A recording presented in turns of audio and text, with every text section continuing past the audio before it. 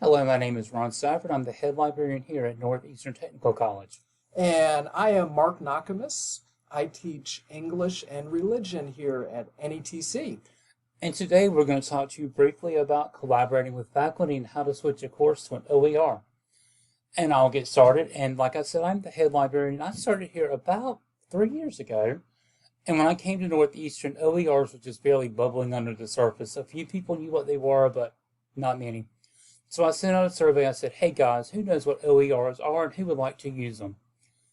And I got one response back, and it was this guy right here. It was me. It was Mark, and we kind of became the dynamic OER duo, and we're very proud of that title. And we've worked together and done a lot of great things here at Northeastern. And the way I got started, I knew that my instructors are a very competitive bunch, and I thought if I can get one instructor to really embrace OERs and to start doing it, I can get them all to do it. So Mark and I started talking like, Mark, let's get you named as a PAL, a Professor for Affordable Learning with Pascal. Let's get you on their website, get you an award, and let's see what happened. And at that time, I had kind of stumbled upon OERs myself. I had developed my own course handbook for English 101, which of course is English Composition 1.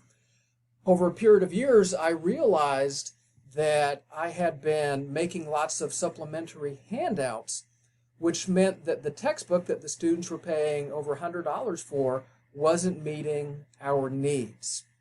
And then I realized, wow, this just doesn't make sense. So I took the leap of faith, and then I buckled down, developed a lot more supplementary materials, and didn't order the textbook. Had the handbook printed from our print shop and bound, and the students, it was bought it at cost. It was maybe like $1 and some change, and it was really, really popular. Then I started to go online and educate myself because, as Ron said, this was before he had arrived here at NETC, and I stumbled upon open educational resources on my own. And then one course at a time, I started to adopt them for the different books that the students are paying hundreds of dollars for. And if your campus hasn't started the embracing OERs, I highly recommend sitting down with your English faculty who teach 200 level literature classes.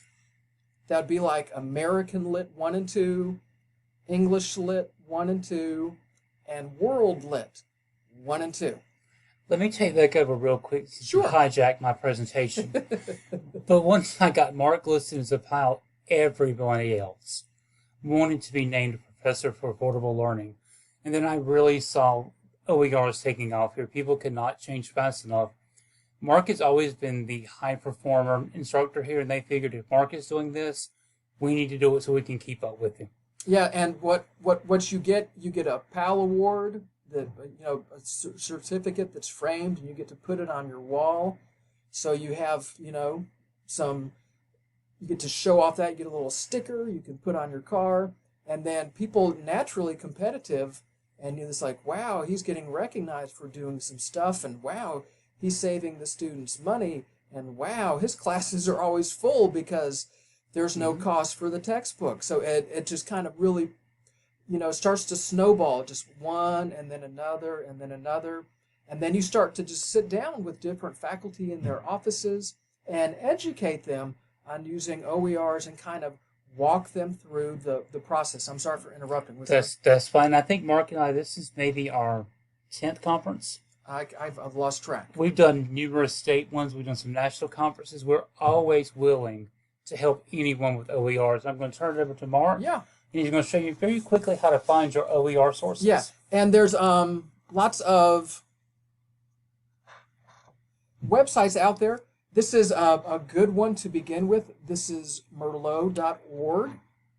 And due to the time constraints, I'm not going to go through and do a live search, but you're going to search through the different repositories of OERs just like you would for any website or for any Google search. So this is an example, right? So I typed in American literature, and this is an example of what you would see. You'll notice that it gives the descriptors here with keywords. There's the user rating for quality to the right. That's always important to take a look at. And then you just click on the red link for go to material. And then this is an example of an OER. This is Open Anthology of Early American Literature. And then you click on Read Book. And then the contents are to the left. So these are all the different selections here, right?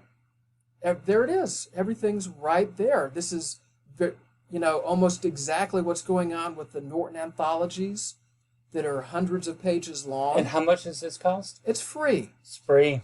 So what you would do is you could just take the link and drop it into your LMS, or you can download it as a PDF and just drop the PDF into your LMS.